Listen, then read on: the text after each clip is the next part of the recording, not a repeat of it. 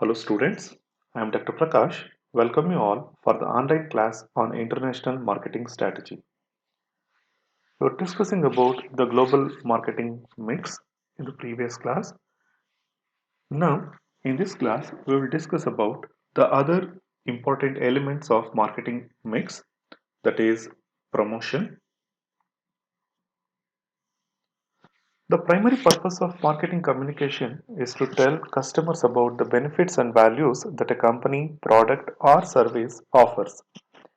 Integrated marketing communication is becoming more popular because of the challenges of communicating across national borders. So advertising means it is any sponsored paid message that is communicated in a non-personal way in a single country, in a regional or in global. So in global advertising is the use of the same advertising appeals, messages, art, copy, photographs, stories and video segments in multiple country markets. A global company that has the ability to successfully transform a domestic campaign into a worldwide one or to create a new global campaign from the ground up possesses a critical advantage. The first company to find a global market for any product is frequently at an advantage relative to competitors that make the same discovery later. The search for a global advertising campaign should bring together everyone involved with a product to share information and leverage their experiences. Global campaigns with unified themes can help to build long-term product and brand identities and offer significant savings by reducing cost associated with producing ads. Global advertising also offers companies economies of scale in advertising as well as improved access to distribution channels. Where shelf place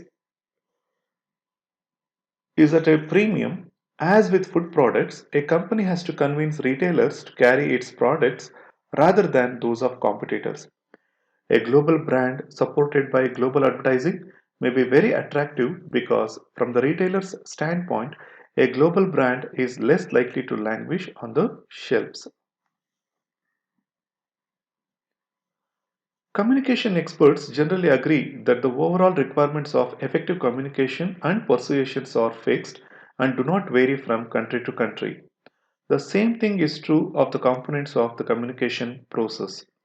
The marketer is the source of the message. The message must be encoded, conveyed via the appropriate channels, and decoded by a member of the target audience. The communication takes place only when the intended meaning is transferred from the source to the receiver. Here the primary question arises here is, must the specific advertising message and media strategy be changed from region to region or country to country?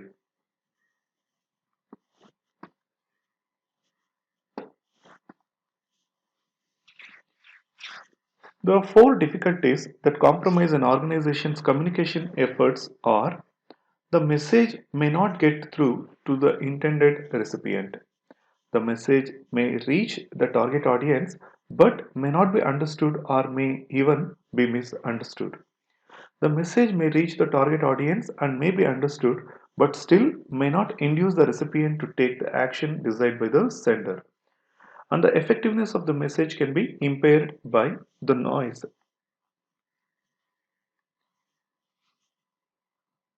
As William Rodi, the director of MTV Europe, said, 18-year-olds in Paris have more in common with 18-year-olds in New York than with their own parents. They buy the same products, go to the same movies, listen to the same music, sip the same colas. Global advertising merely works on that premise. Advertising is a fast paced business, and the ad agency world is fluid and dynamic. New agencies are formed, existing agencies are dismantled, and cross border investment, spin offs, joint ventures, and mergers and acquisition are a fact of life. There is also a great deal of mobility in the industry as executives and top talent move from one agency to another. So the understanding the term organization is a key factor because umbrella corporations, holding companies have one or more core advertising agencies. Each organization will have to unite, specializing in direct marketing, marketing services, public relations, or research. Individual agencies are considered brands as full service brands create advertising and provide services such as market research, media buying, and direct marketing.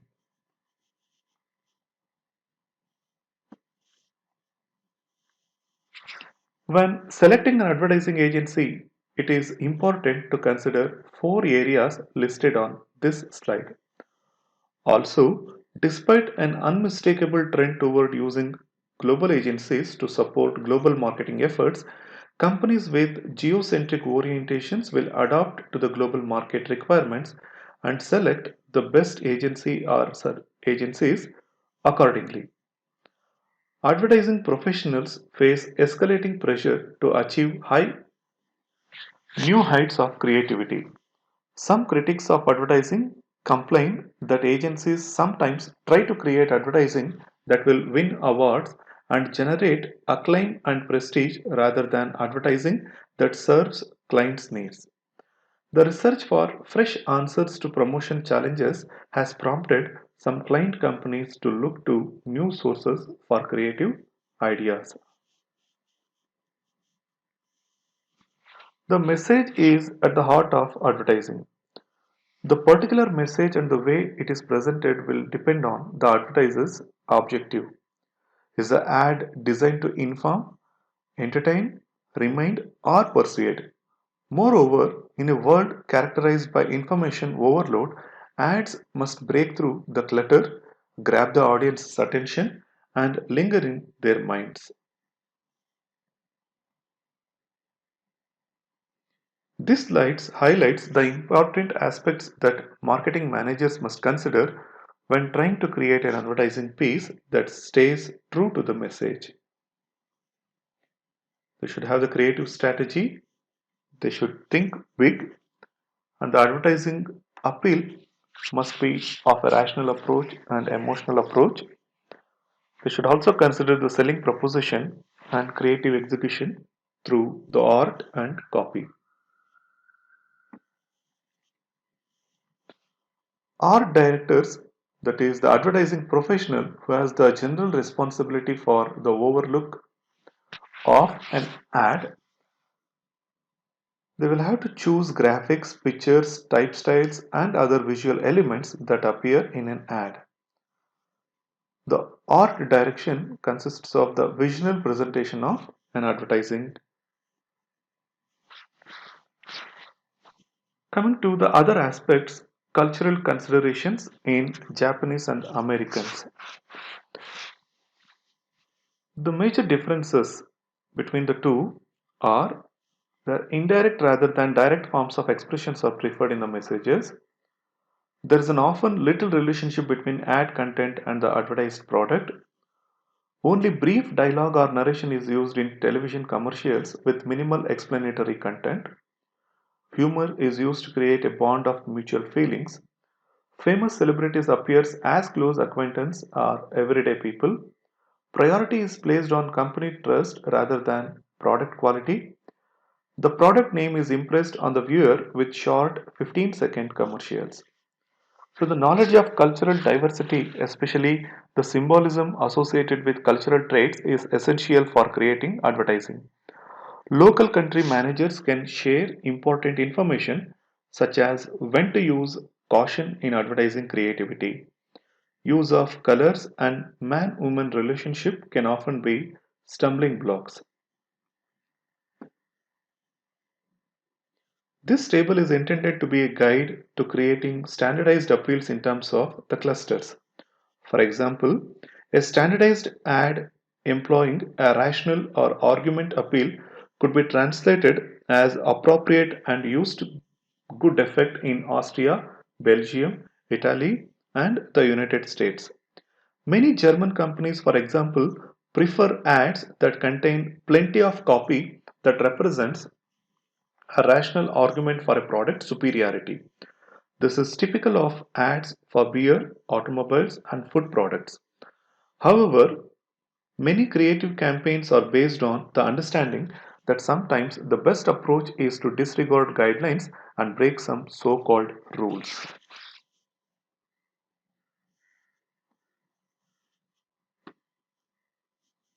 The next issue facing advertisers is which medium or media to use when communicating with target audiences. In some instances, the agency that creates advertising also makes recommendations about media placement. However, many advertisers use the services of specialized media planning and buying organizations.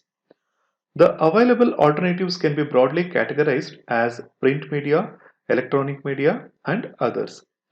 Print media range in form from local daily and weekly newspapers to magazines and business publications with national, regional, or international audiences. Electronic media include broadcast television, cable television, radio, and the internet. Additionally, advertisers may utilize various forms of outdoor, transit, and direct mail advertising. Globally, media decisions must take into account country specific regulations. So, they have to prepare new copy for foreign markets in the host country's language. They have to translate the original copy into target language, and they have to leave some or all copy elements in home country language.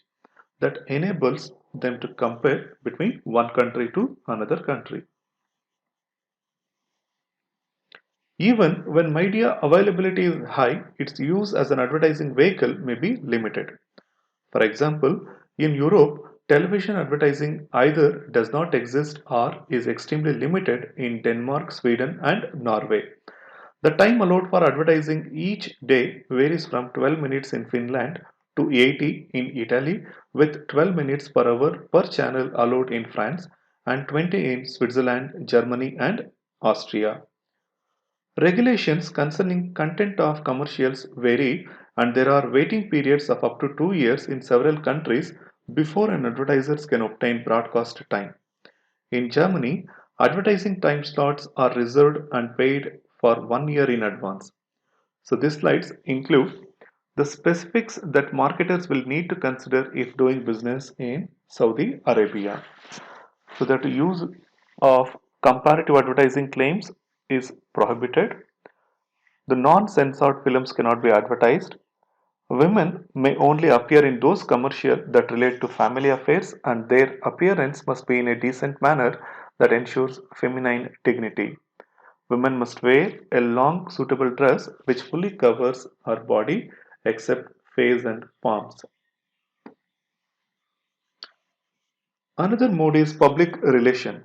The public relation is the department or function responsible for evaluating public opinion about and attitude towards the organization and its products and brands. Public relations personnel also are responsible for fostering goodwill, understanding, and acceptance among a company's various constituents and publics. Like advertising, public relations is one of the four variables in the promotion mix. One of the tasks of the public relations practitioner is to generate favorable publicity. By definition, publicity is communication about a company or product for which the company does not pay. So, it fosters the goodwill and understanding about the particular product. It generates favorable publicity for the product. And the main tools used here are news releases, media kits, press conferences, tours, articles in trade and professional journals, TV and radio talk show appearance, and special events. Public relation professionals with international responsibility must go beyond media relations and serve as more than a company mouthpiece. They are called upon to simultaneously build consensus and understanding, create trust and harmony, articulate and influence public opinion, anticipate conflicts, and resolve disputes. As companies become more involved in global marketing and the globalization of industries continues, company management must recognize the value of international public relations. So here, as we can see here, the public relations expenditures are growing at an average of 20% per year. In India, they are reported to be growing by 200% annually. The reasons for the growth is increased governmental relations between countries, the technological changes, and the societal issues like the environment. The public relation practices can be affected by the cultural traditions, social and political contexts, economic environments.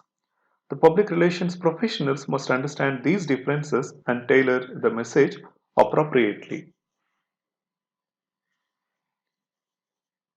Coming to the sales promotion, it refers to any paid consumer or trade communication program of limited duration that adds tangible value to a product or brand. Here, the two decisions that are to be made here is price versus non-price promotions, consumer versus trade promotions. So non-voice promotions may take the form of free samples, premiums, buy one get one free offers, sweepstakes, and contests. Consumer sales promotions may be designed to make consumers aware of a product, to stimulate non-users to sample an existing product, or to increase overall consumer demand. Trade sales promotions are designed to increase product availability in distribution channels. At many companies, expenditures for sales promotion activities have surpassed expenditures for media advertising. At any level of expenditure, however, sales promotion is only one of the several marketing communication tools. Sales promotion plans and programs should be integrated and coordinated with those for advertising, public relations, and personal selling. The sales promotion must provide a tangible incentive to buyers. It should reduce the perceived risk associated with the purchasing a product. It should provide accountability for communications activity, and it should provide method of collecting additional data for database. So these factors must be taken into account when determining the extent to which the promotion must be localized. That is, in countries with low levels of economic development, low incomes limit the range of promotional tools available. The market maturity can also be different from country to country. Local perceptions of a particular promotional tool or program can vary. Local regulations may rule out the use of a particular promotion in certain countries. The trade structure in the retailing industry can affect the use of sales promotions. Mark Pritchard, Vice President of Global Cosmetics and Personal Care at Procter & Gamble, noted recently, the most fundamental thing that consumers want to do is to try before they buy. The average cost per sample for such promotional programs can range from 10 cents to 50 cents. 2 million to 3 million samples are distributed in a typical sampling program. Cost is one of the major disadvantages associated with sampling. Another problem is that it is sometimes difficult for marketing managers to assess the contribution a sampling program makes to return on investment. So the sampling provides consumers with opportunity to try product at no cost, may be distributed in stores, in the mail, throughout print media, at events, or door to door. The coupons are a favorite promotional tool of consumer packaged goods companies such as Procter and Gamble and Unilever. The goal is to reward loyal users and stimulate product trial by non-users. In the European Union, couponing is widely used in the United Kingdom and Belgium. Couponing is not as widely used in Asia, where saving phase is important.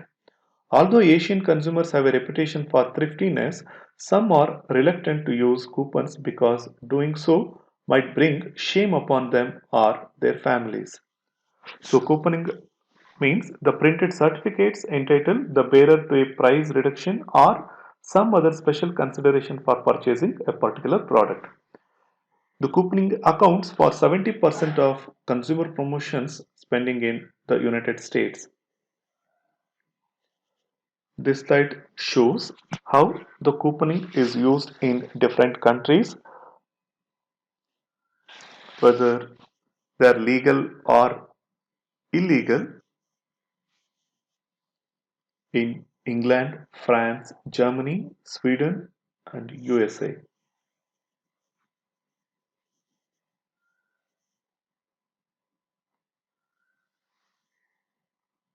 There are certain issues related to the sales promotion. Now let's see the problems of sales promotion. The first one is fraud. That is Pepsi promotion with Apple. That is one company fraudulently misusing the promotional tools of other companies. The regulations may also vary by countries. The cultural dispositions to coupons and other sales promotions are also acceptable because the Malaysians see coupon usage as embracing and Islam frowns on gambling, so sweepstakes may not work in those countries. Another tool that the managers use to market the product is personal selling. So, personal selling means it's a person to person communication between a company representative and potential buyers. Here, the focus will be on to inform the customers and to persuade the prospective customers to buy the product. It is a short term goal, that is, to make them or to convince them to buy a product, and the long term goal here is to build relationship. So because selling provides a two-way communication channels, it is especially important in marketing industrial products that may be expensive and technologically complex. Sales personnel can often provide headquarters with important customer feedback that can be utilized in design and engineering designs or decisions. Global marketing presents additional challenges because the buyer and seller may come from different national or cultural backgrounds. Despite such challenges, it is difficult to overstate the importance of a face to face personal selling effort for industrial products in global markets.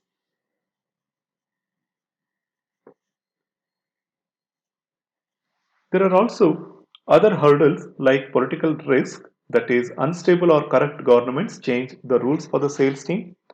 There are regulatory hurdles like governments can set up quotas or tariffs that affect the sales force.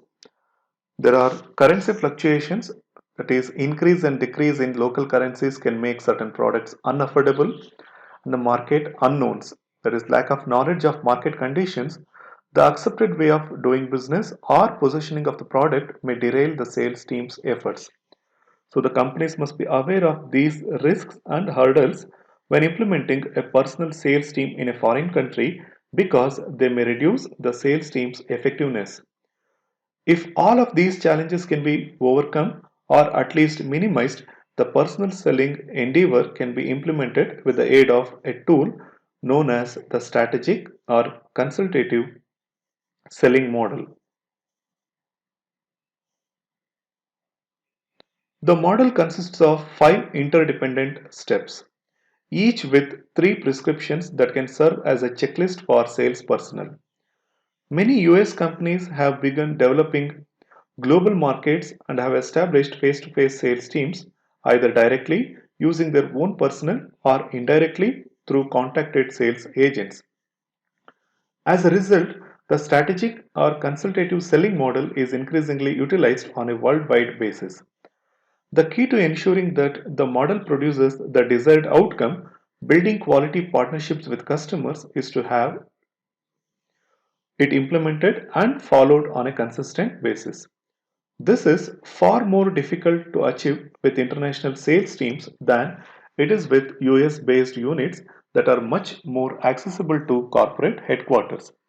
The major categories are discussed on the coming slides.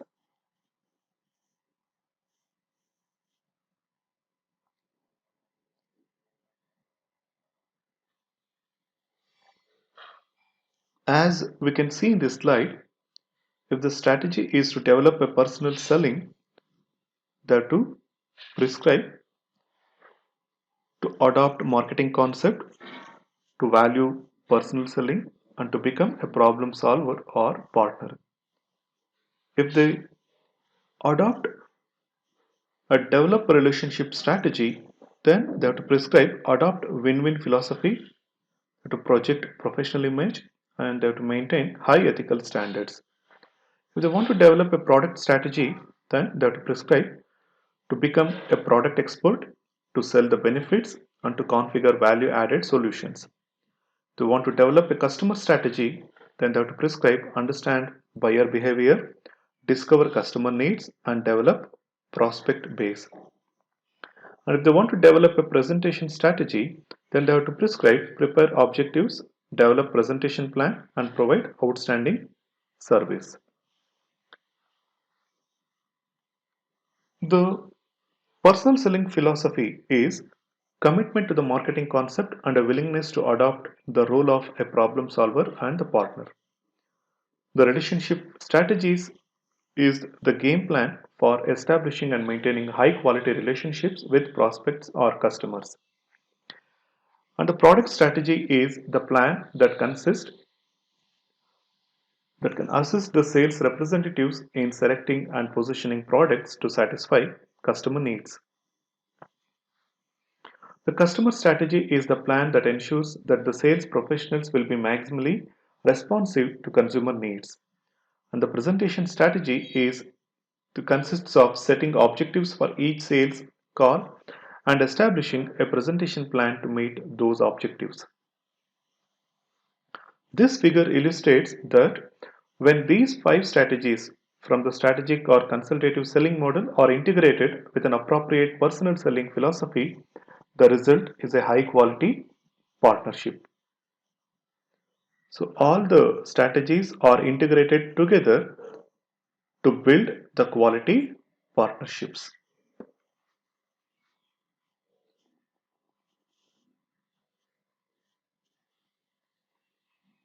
So here the presentation plan is to approach, to present, to demonstrate, to negotiate, to close, and the servicing the sale of a product.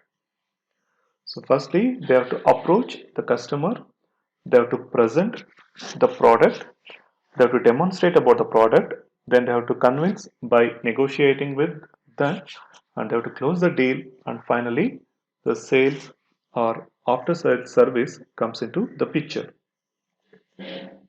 A basic issue for companies that sell globally is the composition of the sales force in terms of nationality. It is possible to utilize expatriate salesperson, hire host country nationals, or utilize third country sales personnel.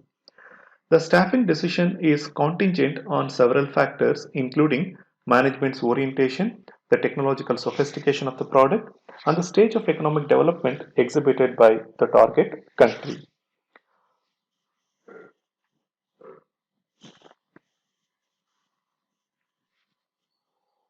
So, the special forms of marketing communications include direct marketing, that is, direct mail or catalogs, infomercials, teleshopping, to event sponsorship, that is, concerts, sporting events, or product placements in movies, and internet communications.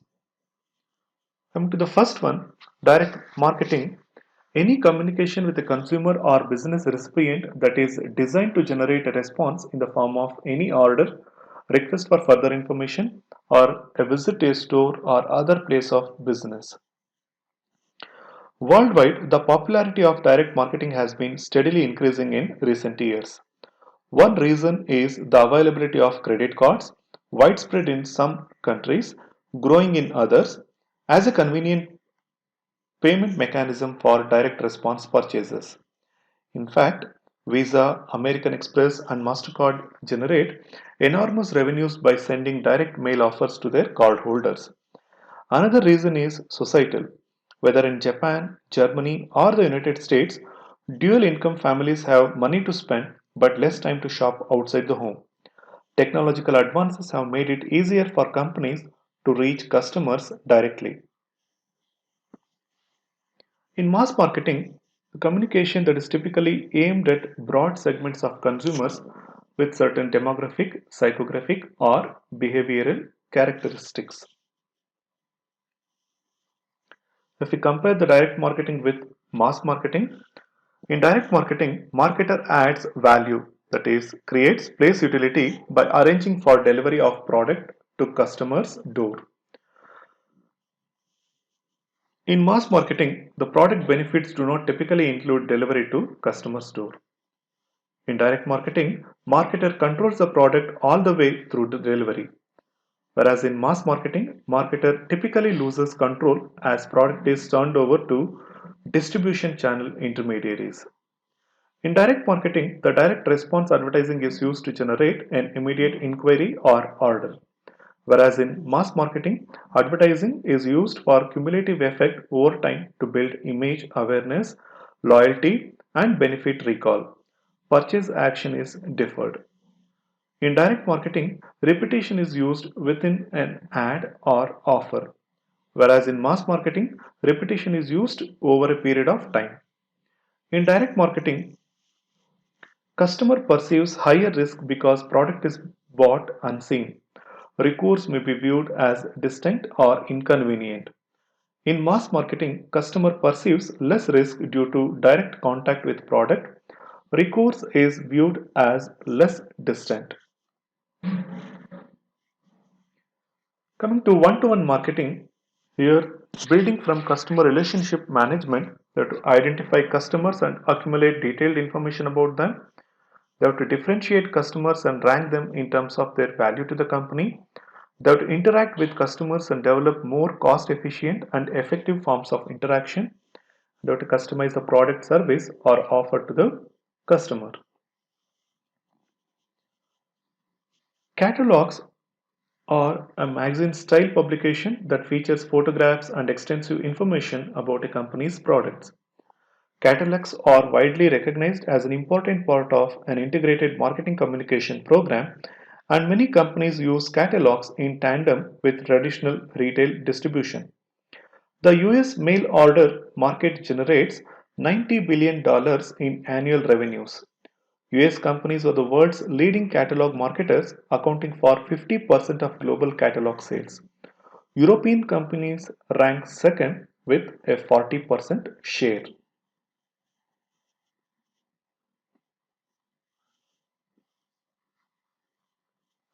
The next one is expatriates. The major advantages of using expatriates are the superior product knowledge, they demonstrate the commitment to service standards, and they're trained for promotion and with a greater headquarter control. The disadvantages are it involves higher cost, higher turnover, and cost for language and cross-cultural training is also very high. If they go for host country, the main advantages are it is economical, they'll have superior market knowledge, they'll have language skills, they'll have superior cultural knowledge, and they can implement quicker. And the disadvantages are they needs product training, they may be held in low esteem, language skills may not be important, and it is difficulty to ensure loyalty. Coming to the third country, the major advantages are they will have cultural sensitivity, they will have the language skills, it is economical, and it allows regional sales coverage. And the disadvantages are they may face identity problem,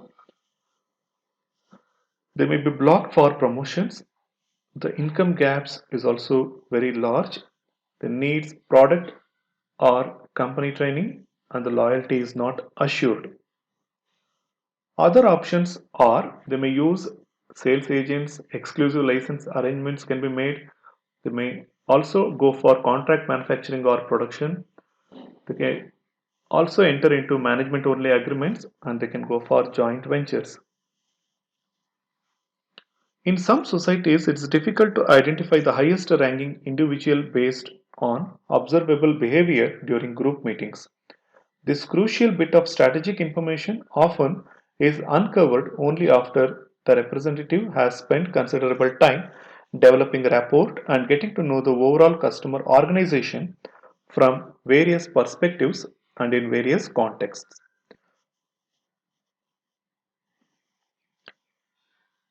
In the United States, the presentation is typically designed to sell and persuade, whereas the intent of the international version should be to educate and inform.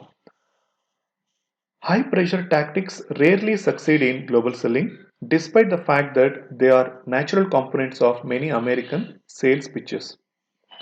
The message is equally critical because what may be regarded as fully acceptable in US discussions may either offend or confuse the overseas sales audience. A humorous example of this occurred during a session between representatives from Adolf Coors Company and a foreign prospect. The first slide in the presentation contained a translation of Coors' slogan, "Turn it loose." But within seconds of the slide being shown, the audience began to chuckle. As translated, the slogan described the area, obviously something that the presenter had no desire to convey to this group. So here, the prospect's need or assessed and matched to the company's products, and the style and message of the presentation must be tailored to the audience. This step represents one of the selling's important advantages as a promotional tool. The prospect's senses become involved and he or she may actually see the product in action, touch it, taste it, or hear it as the case may be. So demonstration helps the salesperson to give an opportunity to tailor the communication effort to the customer and can show how the product can meet the customer needs. Then finally the negotiation takes place, which ensures that both customer and the salespersons can come away from the presentation winners. Experienced American sales representatives knows that persistence during the negotiation stage is one tactic often needed to win an order in the United States. However, American style persistence, inferring tenacity or arm twisting can be considered rude and offensive by foreign customers. This can end negotiations quickly, or in the worst case, such behavior can be taken as a display of self perceived American superiority, which then must be countered aggressively or brought to an immediate end. Inappropriate application of the American style negotiation tactics has plagued some United States sales representatives attempting to assertively close deals with the Canadian companies. Conversely, in other countries, persistence often means endurance, a willingness to patiently invest months or years before the effort results in an actual sales. For example, a company wishing to enter the Japanese market must be prepared for negotiations to take from 3 to 10 years. Then finally, they have to close the deal, that is, by asking for the sale, or must be culturally sensitive. In Latin America, a bold closing statement is respected, whereas in Asia, it is something that must be done with more defensive toward the decision maker. As with objection handling and negotiation, the close is a selling skill that comes with both knowledge and experience in global business and sales. And finally, the servicing the sale, which ensures the customer satisfaction by implementation process that are outlined and customer service programs are established. Implementation can be complicated because of logistical and transportation issues as well as potential problems with the in-country resources to handle all the necessary steps. So transportation alternatives will be discussed in the coming modules. There are cost benefits to using in-country nationals for implementation, but quality control is more difficult to guarantee. Establishing expatriates for the primary function of implementation is costly and normally cannot be justified until international operations are more mature and profitable. However, sending an implementation team to the host country creates a variety of expense and regulatory concerns. Even when implementation has been adequately addressed, the requirement for sold customer service raises all of the same questions again. In country nationals, expatriates, or third country nationals. With this, I'll conclude this presentation. Thank you.